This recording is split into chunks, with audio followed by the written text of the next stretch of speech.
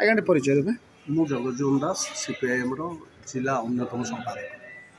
ଆଜ୍ଞା ଆମେ ଦେଖିବାକୁ ପାଉଛୁ ଆପଣ ଭୁବନେଶ୍ୱର ଭରତପୁର ଘଟଣା କଥା ଜାଣିଛନ୍ତି କିଭଳି ଭାବେ ଥାନା ଭିତରେ ପାଶବିକ ଅତ୍ୟାଚାର କରାଗଲା ଜଣେ ଆର୍ମି ମେଜରଙ୍କ ସହିତ ତାଙ୍କ ଦମ୍ପତିଙ୍କ ସହିତ ଉଭୟ ଦମ୍ପତିଙ୍କ ସହିତ ପାଶବିକ ଅତ୍ୟାଚାର କରାଗଲା ସେ ଘଟଣାକୁ ନେଇ ମଧ୍ୟ ପୋଲିସ 5 ଜଣ କର୍ମଚାରୀଙ୍କୁ ନିଲମ୍ବିତ କରାଯାଇଛି ଏବଂ ଦୃଢ଼ ଆଇନଗତ କାର୍ଯ୍ୟାନୁଷ୍ଠାନ ଗ୍ରହଣ ପାଇଁ ମଧ୍ୟ ରାଜ୍ୟ ସରକାର ନିର୍ଦ୍ଦେଶ ଦେଇଛନ୍ତି। କ'ଣ ଆପଣ କେମିତି ଦେଖୁଛନ୍ତି କାହିଁକି ଥାନାମାନଙ୍କରେ ଏଭଳି ଅଘଟଣ ଘଟୁଛି ଏବଂ କାହିଁକି ବ୍ୟବହାର ଲୋକମାନଙ୍କୁ ଖରାପ କରାଯାଉଛି କ'ଣ କାରଣ ରହୁଛି? କାରଣ ହେଉଛି ଯେ ରାଜନୈତିକ ନେତା ଏବଂ ପୋଲିସର ଯେଉଁ ବଡ଼ ସ୍ତରର ନେତା ଏମାନଙ୍କର ସମ୍ପର୍କ ରହୁଛି। କାହିଁକି ଦେଖନ୍ତୁ ଯେତେବେଳେ 5 ଜଣଙ୍କୁ ସସ୍ପେଣ୍ଡ କରାହେଲା ଆମର ଭାରତୀୟ ସମ୍ବିଧାନ କହୁଛି କ'ଣ suspension is not at all a punishment. Suspension ଖାଲି ଜଷ୍ଟ କର୍ମରୁ ତୁମକୁ ଅଲଗା ରଖାଗଲା ଯେହେତୁ ଇନକ୍ୱାରି ହେବ। ଏଥିରେ ସବୁ ପୋଲିସ ଏକଜୁଟ ହେଲେ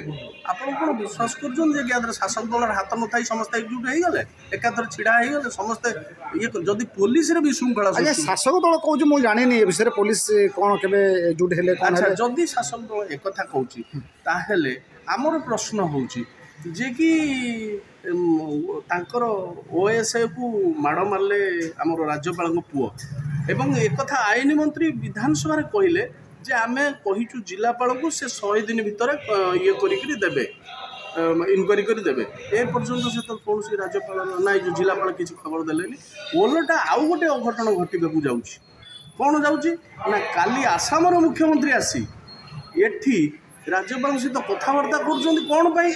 ନା ଆଗାମୀ ଦିନରେ ତାଙ୍କ ରାଜ୍ୟପାଳଙ୍କ ନିଜ ରାଜ୍ୟରେ ଯେଉଁ ନିର୍ବାଚନ ହେବ ତାମାନେ ଏଠି ରହି ସେ ନିର୍ବାଚନକୁ ସୁପରିଚାଳନା କରୁଛନ୍ତି। ସବୁଠୁ ବଡ଼ ପ୍ରସଙ୍ଗ ହେଉଛି ଯେ ଆମ ଓଡ଼ିଶାର ଘଟଣା ଜାତୀୟ ସ୍ତରରେ ମଧ୍ୟ ଗଣମାଧ୍ୟମରେ ପ୍ରକାଶ ପାଉଛି ଏବଂ ଏ ଘଟଣାକୁ ନେଇ ସମଗ୍ର ଦେଶରେ ବର୍ତ୍ତମାନ ତୁମ୍ଭି ତୋଫାନ ଚାଲିଛି। ଆମର ପୋଲିସ ଅପାରଗ ଆଗ ଆମର ଓଡ଼ିଆ ଅସ୍ମିତା କହିକିରି ଆମର ଯେଉଁ ଭଲ ପୋଲିସ ଅଫିସର ଥିଲେ ତାଙ୍କୁ ନ ନେଇ ଯିଏ ପ୍ରକୃତରେ ପୋଲିସ DG ପାହ୍ୟା ନ ପାଇବା କଥା ତାଙ୍କୁ ଆଣି ଏଠି ବସେଇ ତେଣୁ ଏଇଭଳି କଲେ ପୋଲିସର ମନୋବଳ ଦୁର୍ବଳ ହେଉଛି। କେମିତି କ'ଣ ଗୋଟେ ସାଧାରଣ ଗରିବ ଯେଉଁ ନିରୀହ ଲୋକଟି ଯାଉଛି ଯଦି ରାତିରେ ଯାଆନ୍ତୁ କି ଦିନରେ ଯାଆନ୍ତୁ ଅଭିଯୋଗ କରିବା ପାଇଁ ତାଙ୍କୁ ଅତ୍ୟନ୍ତ ଦୟନୀୟ ଭାଷାରେ କଦର୍ଯ୍ୟ ଭାଷାରେ ଗାଳିଗୁଲଜ କରାଯାଉଛି ଥାନା ତଡ଼ା ଯାଉଛି ତା ପାଇଁ କ'ଣ ଦାବି ରଖିବେ ରାଜ୍ୟ ସରକାର? ନା ମୁଁ ଫେସବୁକରେ ସେଇ କଥା ଲେଖିଥିଲି ବର୍ତ୍ତମାନ ଯେତେବେଳେ ଉଠୁଛି ଯେ ସେ ଯେଉଁ ଲେଡ଼ିଟେ ସେ 2ଟା ବେଳେ କାହିଁକି ଗଲା ମୋର ପ୍ରଶ୍ନ ହେଉଛି ଯେତେବେଳେ ସେକେଣ୍ଡ ସେ ଆଜ୍ଞା ମଦ୍ୟପାନ କରିଥିଲା ନା ହଁ ସେଇ ଯେଉଁ କଥା ଆସିଛି ମୋର ଯୁକ୍ତି ହେଉଛି ଯେ ଯେତେବେଳେ ଅଭୟା ସେକେଣ୍ଡ ଶୋ ଦେଖିକିରି ଦିଲ୍ଲୀରୁ ଫେରୁଥିଲା ସେତେବେଳେ ରାତି 12ଟା ଗୋଟେ ଏଇ ବିଜେପି ସେତେବେଳେ କେମିତି ଲଢ଼ୁଥିଲା କାରଣ ସେଠି କଂଗ୍ରେସର ମୁଖ୍ୟମନ୍ତ୍ରୀ ଥିଲା ଏଇ କ୍ଷଣି ଏଠି ଉଠଉଛି ଏତେ ରାତି କାହିଁକି ଏତେ ରାତିରେ ଇଞ୍ଜିନିୟରିଂ ପିଲା 7 ଜଣ କରୁଥିଲେ କ'ଣ ସିଏ ସେଠି କାହିଁକି ରାସ୍ତାରେ ବୁଲୁଥିଲେ ସେଠି ତାଙ୍କ ହଷ୍ଟେଲର ସୁପରିଟେଣ୍ଡେଣ୍ଟଙ୍କୁ ବୁଝା ହେଲା କି ତାଙ୍କର ବାପା ମାଆଙ୍କଠୁ ପଚରା ହେଲା କି ଯେ ଜଣେ ଇଞ୍ଜିନିୟରିଂ ପଢ଼ୁଛି ଅଥଚ ରାତି 1ଟା 2ଟା ପର୍ଯ୍ୟନ୍ତ ସେ ସେଠି କାହିଁ ବୁଲୁଥିଲା? ଆଜ୍ଞା ବର୍ତ୍ତମାନ ବିଜେଡ଼ି ସରକାର ଯାଇଛି ନବୀନ ସରକାର ଗଲା ପରେ ମୋହନ ସରକାର ଆସିଛି ବିଜେଡ଼ି ସରକାର ଥିଲାବେଳେ ମଧ୍ୟ ପରି ଘଟଣା ହେଉ ଆପଣ ବିଭିନ୍ନ ପ୍ରକାର ଘଟଣାରେ ମଧ୍ୟ ପୋଲିସ ପ୍ରଶାସନ ମଧ୍ୟ ଅପାରଗ ଥିଲା। ଆମେ ଆଶା କରୁଥିଲୁ ସରକାର ପରିବର୍ତ୍ତନରେ ବୋଧେ ରାଜ୍ୟର ପରିବର୍ତ୍ତନ ହେବ ସେ କଥା ନାହିଁ। 14,000 କୋଟି ଟଙ୍କା ଲୋନ୍ କରିଥିଲେ ତାକୁ ଦେଇଦେଲେ ପଇସା କାହାକୁ କିଛି ପଇସା 12,000 କୋଟି ଟଙ୍କା ହେବ ଆପଣଙ୍କର ସୁଭଦ୍ରାରେ ତାକୁ ଦେଇଦେଲେ ପୁଣି 4,000 କୋଟି ଟଙ୍କା ଲୋନ୍ ପାଇଁ ରିଜର୍ଭ ବ୍ୟାଙ୍କକୁ ମାଗିଛନ୍ତି ଖୁବ୍ ଶୀଘ୍ର 7-8 ଦିନ ଭିତରେ ଲୋନ୍ କରିବେ। ଇଏ ଲୋନ୍ କରି ଓଡ଼ିଶାଟାକୁ ଡୁବେଇବା ପରିସ୍ଥିତିରେ ଅଛନ୍ତି। ଇଏ ସରକାର କୌଣସି ପରିବର୍ତ୍ତନ ନୁହେଁ ପୂର୍ବ ସରକାର ଯେକୌଣସି ସରକାର ଆସିଲେ ବି ପୋଲିସ ପ୍ରଶାସନ ବା ପୋଲିସ ବିଭାଗରେ କୌଣସି ପରିବର୍ତ୍ତନ ହେଉନି ସେମିତି ରହୁଛି କ'ଣ କାରଣ? ମୁଁ ଆପଣଙ୍କୁ ଉଦାହରଣ ଦେଲି ଯେ କି ମହାକାଳପଡ଼ାର ବିଧାୟକଙ୍କର ସାହସ କୋଉଠୁ ଆସିଲା ସେ ତାଙ୍କ ପ୍ୟାଡରେ ଲେଖିକିରି ଦେଲେ ଅମକ IIC ଏଠି ଆସୁ ସମକ IIC ଏଠି ଆସୁ ସମକ IIC ଏଠି ଆସୁ। ଏଇଥିରୁ ଜଣାପଡ଼ୁଛି ଯେ କି ଶାସକ ଦଳର ବିଧାୟକମାନେ ଏଥିରେ ନାକ ଗଳଉଛନ୍ତି କିଏ କେଉଁଠି ନିଯୁକ୍ତି ହେବ ତେଣୁ ସିଏ ତା ଲୋକ ଯେତେବେଳେ ନିଯୁକ୍ତି ହେବ ସିଏ ଯାହା ନାହିଁ ତାହା କରିବେ ଏଇଟା ହେଉଛି ପ୍ରୋବ୍ଲେମ୍। ରାଜନୀତି ଏବଂ ପୋଲିସ ପ୍ରଶାସନ ଖାଲି ଆମେ ଭରତପୁର ଘଟଣାକୁ ଦେଖିଲେ ହେବନି ଭରତପୁର ଥାନା ଭିତରେ ଯେଉଁ ଘଟଣା ଘଟିଲା ତାକୁ ଦେଖିଲେ ହେବନି ସମଗ୍ର ରାଜ୍ୟରେ ଯେତେ ଥାନା ଅଛି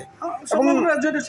314ଟା ବ୍ଲକରେ ଯେତେ ଗୋଟେ ଥାନା ଅଛି ଯେତେ ଫାଣ୍ଡି ଅଛି ସବୁଠି ମଧ୍ୟ ଲୋକମାନଙ୍କୁ ଦୁର୍ବ୍ୟବହାର ପ୍ରଦର୍ଶନ କରାଯାଉଛି ସୁପ୍ରିମକୋର୍ଟ ଅକଥନୀୟ ଅତ୍ୟାଚାର କରାଯାଉଛି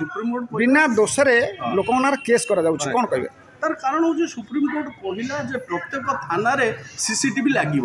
ଏ ପର୍ଯ୍ୟନ୍ତ ସବୁ ଜାଗାରେ CCTV ଲାଗିପାରିଲା ନାହିଁ କାହିଁକି ଲାଗିଲା ନାହିଁ ଏଇଟା ପ୍ରଥମ ପ୍ରଶ୍ନ କାରଣ ତା ଭିତରେ ଯେଉଁ କେଳଙ୍କାରୀ ହେଉଛି ताकू सीसीटीवी लगिले सेटा धरा पड़ी बहुत थाना सीसीटीवी लगी कि से फंक्शन करूनी कार्य जानी शुणी खराब कर दिया केमती अचल करा जाउछि आर कोन तदारक करा जाउनी तापई आईआईसी दंड होनी राज्य सरकार कोन तदारक करू ना दे विभाग देइ छ ना ना राज्य सरकार किछि बरंग ओलटा सेपटे पुलिस कहउछन तमे आंदोलन कर एपटे लोक कहउछन तमे पुलिस विरुद्ध आपने दोषटा काउ देबे माने राज्य सरकार होम डिपार्टमेंट को देबे ना का home department total home department एवं निर्दिष्ट IIC he should be punished कारण suspension is not at all a punishment ताकू तुरंत बहिष्कार करबा दरकार जॉब